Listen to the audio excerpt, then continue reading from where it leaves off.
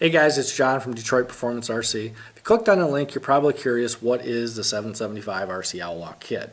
Or you're thinking about buying the kit, or you bought the kit and you just want to see how it's assembled, or you're just curious who this weirdo is on film. At any rate, two out of those three questions I can answer. But essentially what the kit is, we call it a hybrid kit. It's not a new concept by any stretch of the imagination. The hybrid kits have been around 8-10 years. OC Baja of California was doing hybrid kits way back in the day when the Baja became fairly popular and new platforms were started to pop up, like the DBXL and the Baja and the Low C5. What I want to do with this video is we're going to kind of go over things. I'm going to show you what comes in the kit. I want to show you what doesn't come in the kit that you need to purchase separately to complete it, and give you some options too along the way, as well as show you a little bit of a build video so guys can see how it's assembled and see whether or not it's something that they would be interested in doing. Alright guys, so you open your box. This is what you get. You get about 20 some packages, all in plastic with a little number on them. The number does not correspond to anything in the installation. It's simply for manufacturing purposes so we can keep track of all the parts. What I did was I took the time to cut them all open and lay them all out for two reasons. One, so you could see them all. Secondly, I like to separate the kit from the front and the rear ends, so as I'm putting stuff together it's easier to find my pieces. What you've got, everything on in this kit is 775 aluminum. Extremely great quality. It's a very high quality aluminum. It's very high quality machining. You've got your front arms, your hinge pin holders, your hinge pins. You've got your engine and tranny brace. You've got the front support.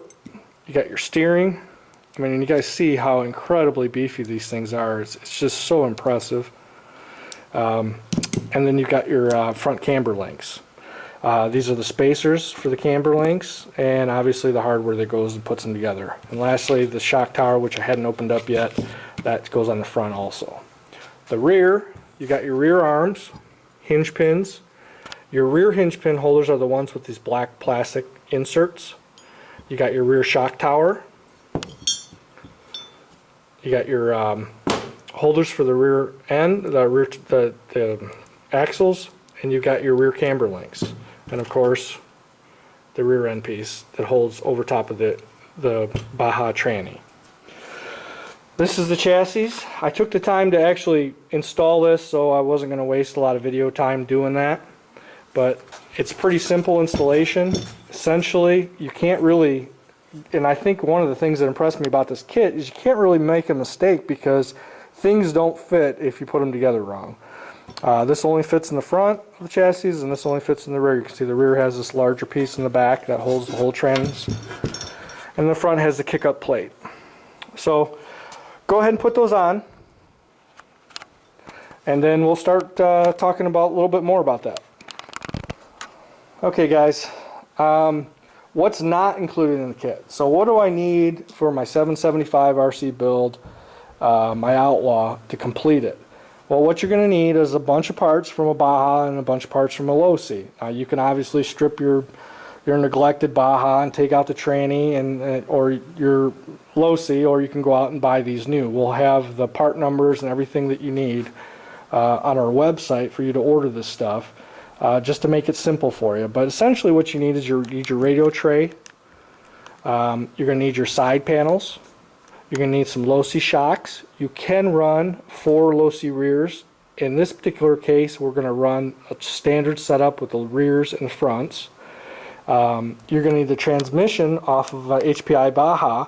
We chose to use the Turtle Racing housing with Blackbone RC internal gears, Kraken lay shaft, and the 775 RC hex, which I absolutely love that little piece. It just gets rid of those little plastic retainers on a Baja that fall off and get the brakes hung up, and obviously being 775, it's a little more durable. We're going to use RCR brakes for ours, but you can use a traditional or standard stock Baja braking system. We've got Uber RC cups. I got the retaining rings in there, already installed the boots. They're ready to be slid in. We've got a DDM top plate for Low C5. and we've got the ADI bell crank system. That is your steering system. Now obviously you can use a stock steering setup out of a stock low-C as well. You don't have to buy the ADI one. Again, this is a build for a customer, so we're customizing it to his, his specifications. We've got fast lane chassis braces. You really only need the front one. They come in a kit with both the front and the rear. We've got a Bebop RC wheelie bar, which in this particular case we're putting a 71 RC Max in this car, so it's definitely going to need it. Haven't quite decided on the color of the wheels yet, so we're still working on that. It's either going to be white or black for this particular build. We're going to need 2 servos. You're going to need steering and throttle. Now you can use a Baja servo, the smaller micro servos for the throttle and the brake. We're choosing to use the larger servos in this particular build, so you can buy a larger plate to house the larger servo or a smaller one. This is a Hercules servos. It's a fairly new servo. It's made by Hillotronics out of Australia. It's really a cool little piece. I'm really excited about these servos. They've done extremely well. The speed and the power of them is on par with like your Spectrums and your Hi-Techs. The thing that makes it unique is it's a smart servo. It's see that little light there? It tells you when the servo's on and active, and then when it shuts down. But essentially what the servo will do is, if say you pitched your car into a ditch or got it wedged in a rock and the steering is hung up, as you guys may have found out in the past, that'll burn out your servo very quickly. What this will do will sense the heat and the load on the servo and shut itself down so you don't burn out your servo. It will also shut down if say you didn't bind your servo correctly and you've got you've got your endpoints set incorrectly. Now the other part of this kit that's very interesting to me is obviously it's completely customizable. You can buy this chassis plate by itself with just the trans and the engine mounting piece, and then you could put your own low-C arms on and your own low-C hardware, so you don't need to buy the complete semi-roller kit. I would make a pretty good argument that you cannot buy this type of material and this quality upgrades for the price that you're paying for the full kit. So in my opinion, it's extremely well worth the money. I'm sure you don't want to see me screwing in bolts, but I'll at least walk you through what I'm doing. First, I'm going to take my front support and I'm going to attach my shock tower to it. Look at the fitment on that, unreal. Put my 4mm hex on here.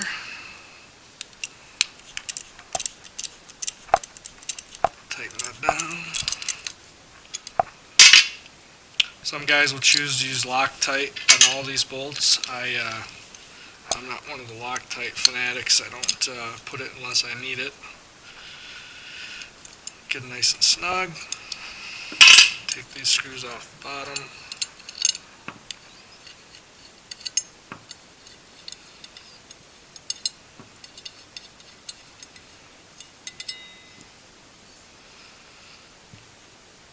Okay guys, got the assembly together. Next thing I'm going to do is I'm going to put these, I'm going to at least put the rear hinge pin holder on.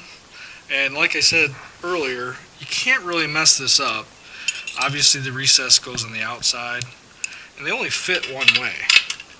You can't put the front one in the back, and well, I guess you can, but you can't put the back one in the front. So either way, you're not going to get far if you try to unassemble it or assemble it wrong. So basically we've identified which one's the rear. It's the rear, and we're going to put that in. That'll make it easier than trying to screw it in sideways with the chassis plate there.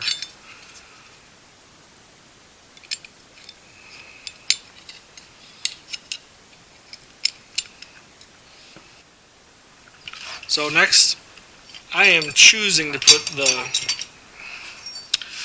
arms in, and the arms, the shock tower assembly goes to the front, so it's going to be assembled like that. We're going to stick our hinge pins in.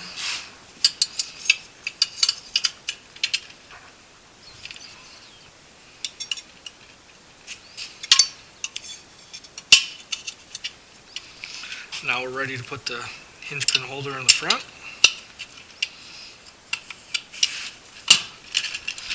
My dog seems to think she wants to be a video star. You want to say hello to everybody? Alright. Put these in.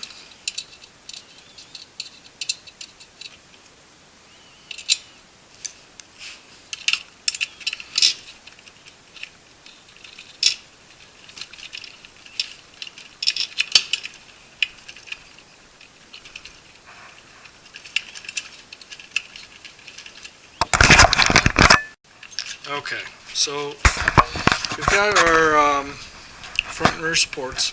We've got our front brace on, hinge pins, A-arms. Next I'm going to put your steering assemblies on. This is your pin for that.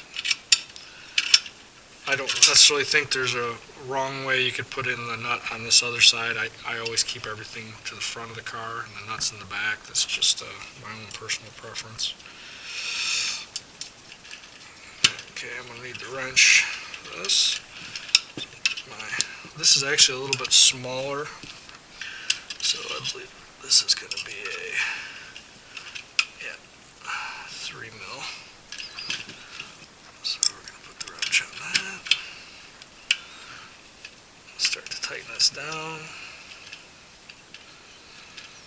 And you don't want to over tighten this because you need the assembly to move. I want it snug. See how nice and smooth that is? Alright, I'll do the other side. Alright, you can see that we got both sides in now. We're going to go ahead and put our camber links in. Put your spacer in. Okay, slide that in there.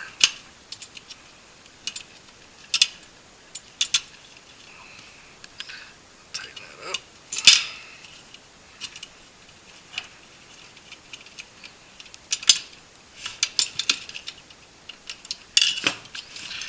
You can see I ran my bolt through the front, my spacer in. Gives us the proper spacing. Slide my bolt on. And I'm going to tighten it up.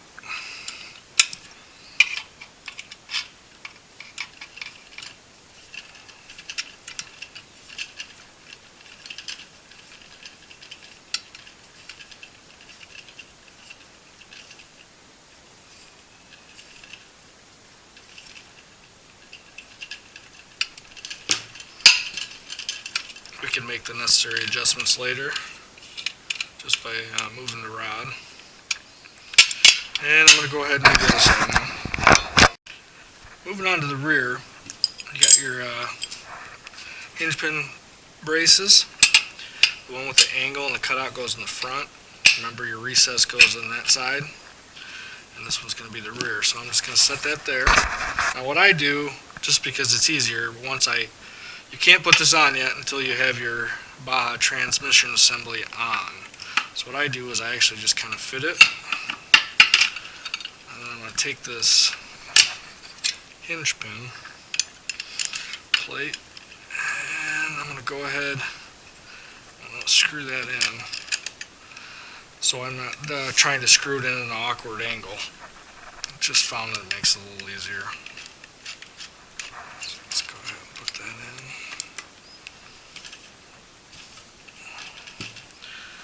Keep just placing my bolts. Count that in there.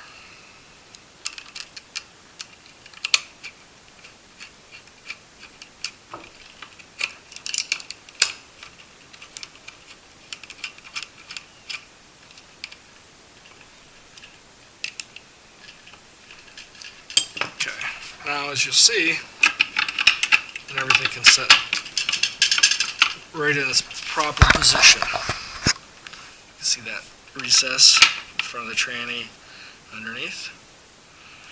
Then I'm going to go ahead and install my rear arms, just like I did the front. Alright, so I got my rear assemblies. Remember that the shock goes on the outside. I set those in place. I'm going to slide my hinge pins in. to both sides.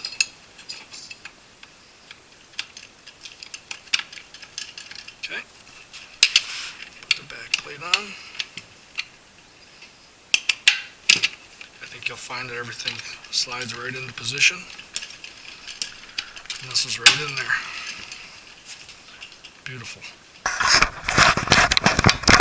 Okay, you can see I slid my column heads in there, so I've secured this whole unit. I just haven't secured it to the base yet, so I'm going to go ahead and do that. I'm going to get your 6 bolts, and I'm going to secure the actual plate to the chassis before I do. I don't know if you can see that or not. Before I go ahead and do the tranny, so keep it from flopping around.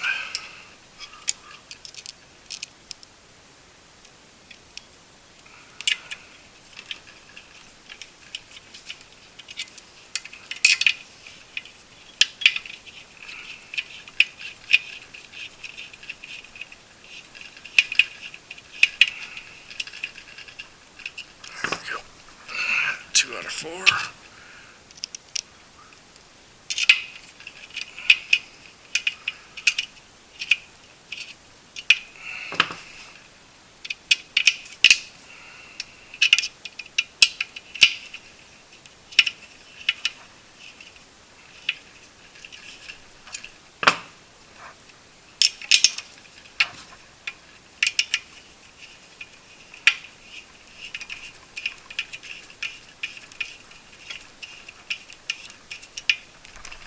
And there we go. Starting to look like a car.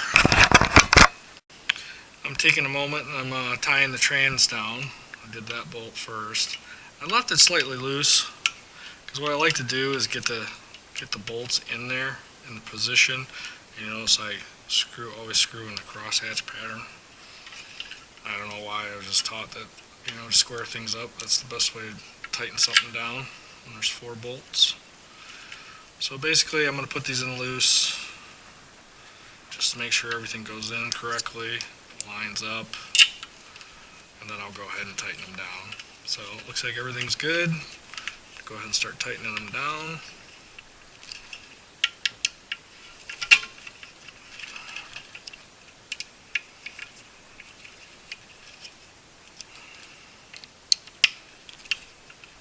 And there, we're good. Now we're going to move on to the hub carriers. Alright, so you can see I got my hub carriers, my rear hub carriers. I'm going to go ahead and slide these into position. Slide my pin in.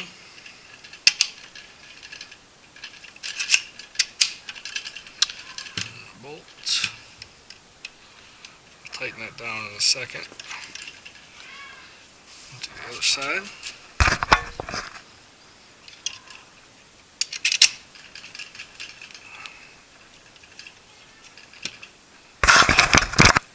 Okay, you can see I've got my rear hub assemblies in.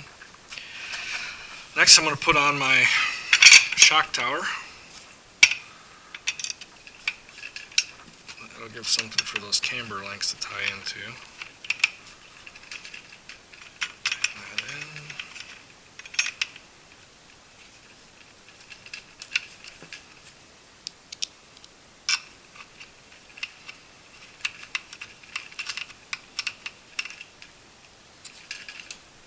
Okay. Then let's get our rear cambers ready.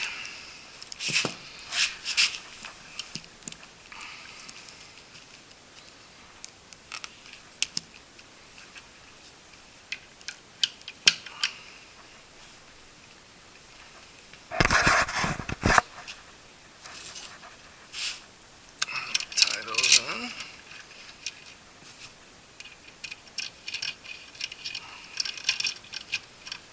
Go ahead and tighten them down.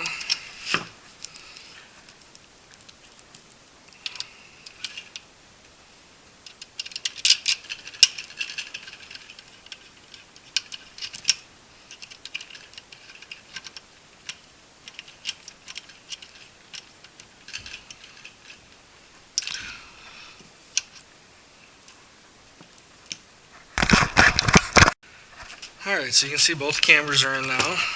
Now, what I'm going to do is slide the drive line in.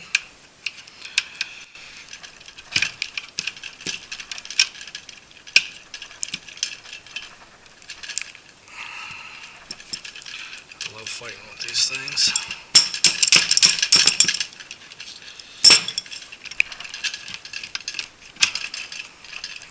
There we go.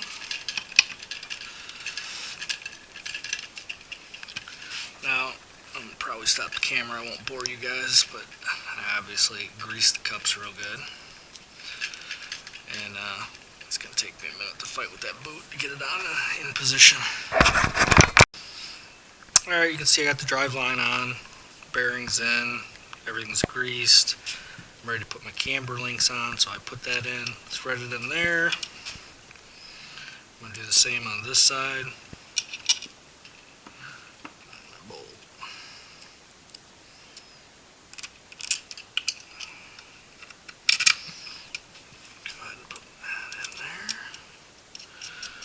I'll save you guys the pain of watching me screw in stuff, so I'll pause it for a moment. It's up to you guys what order you want to build this car in terms of putting stuff on, but I'm going to go ahead and put the shocks on the car just because I don't want to worry about the axles and stuff popping out, and it's just easier, it gets all this stuff out of my way. But this is something that doesn't come in the kit that you're going to need. These are off of Losi, and it should be familiar to everybody. It's basically your shock posts, your nuts, and the spacer. So I'm going to go ahead and put those on. I already did the front. I'm going to do the rear, here and here. And then install the shocks. I'm sure everybody knows how to do that, so I'm not going to waste your time watching me put the shocks on. Alright, so we got the shocks tidied up, front and rear. Next I'm going to work on the steering setup. You can see right here I've got this ADI set up. I went ahead and put a push-pull. That's a dual servo saver made by Chris Bartolone. I installed the tube and spring. All I need to do is install these posts, and you'll see the slots out just like the Losi chassis for the posts. So we're going to go ahead and put those in. We're going to slide our bearings on them, and then we're going to set our assembly in place. Alright, just an update here, guys. Got my top brace in, I got my fast lane chassis brace in, I put in my inertia IRP steering knuckles, or sorry, turnbuckles. When you put these in, you know, they come with these standoff spacers. Make sure you put the spacer on the bottom. This way, if you don't, it will bind on your steering knuckle. So you want to have full articulation of your steering. The other thing is that rings go on the outside. This makes the adjustments a little easier. Obviously with these, you got these stay nuts, but you can just adjust pretty quickly, and then set your points, tighten down. These are so nicely made. So the kit's coming along. We're going to probably do a little bit more off camera. I'm just going to put in gas tank mounts and mount the chassis brace and the side panels. All of the stuff's pretty straightforward, and then probably get back on camera for a few. Alright, we reached a point where I wanted to stop for a second, do a little bit more filming and show you guys. But this obviously is made to set up for a regular Losi battery tray. All the holes you'll see line up. Normally you would put your throttle brake servo in there, and on a Losi it goes this way, but obviously with the Baja drivetrain our brake and throttle is all this way. So what Doug made for this kit is this part right here. Just absolutely love this little piece. But he makes it out of billet, 775 aluminum like everything else, and it's going to go right in here like that.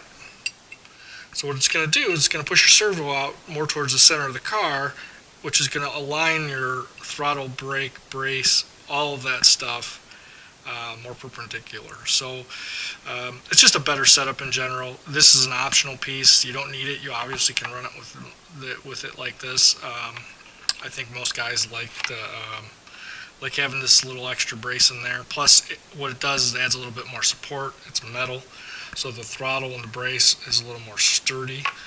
But what it does require you to do is modify your battery tray. So what we did, I have one right here that's already modified, and I'm kind of happy with how this turned out because I was actually able to save the posts, the mounting posts, so I was able to Dremel just enough away to allow that servo to fit in there without having to fight it. So, but basically you've got to take off, and you can just take off this whole thing. It's not really necessary. I like the added support that the plastic gives because it just sturdies up the whole thing. Whenever you take off chunks like that, you end up creating more flex and weak spots. So anyways, I'm going to assemble it. I'm going to put it on. You'll be able to see what it looks like when it's finished, but I just kind of wanted to explain it when it's done. Alright guys, I got this assembly done. I just wanted to show it to you. Got my bracket on, got my servos in place. I usually pull this switch cover off. That makes it easier to fish the wires through. And then I'll put it back in. Obviously I haven't put the screws in yet, but I generally mark my throttle and steering servos just because after they've been in the car for a while you just tend to forget, and it's just easier. I don't have to go looking to see where they're connected. The other thing I do is, it's not necessary, it's just something I've been doing, is I'll silicone these openings. I just like my battery tray and my receiver box more sealed. I know it doesn't have a true rubber seal on the top or anywhere in here, but it just makes me feel a little bit better that no water or anything's going to splash up from the bottom. You can see I got the gas tank ready to go. Put the mounts on. I'm going to install that, and then I'll be back with you. Alright, fast forward, you guys can see I got some more progress done. Trying to get this car finished up. I actually need to get it done, but did want to show you a couple things. You don't need to, but I cut away the chassis panel here. This is going to make it easier for me to get the pinion and spur out. Also the plate without having to remove the chassis plate. I did the same on this side, show off that sweet engine name, but also to make it look even. What else? You can see I mounted the engine. There's a spacer that goes, I don't know if you can see that, down in there. The other mount point is here, 3 on the bottom obviously.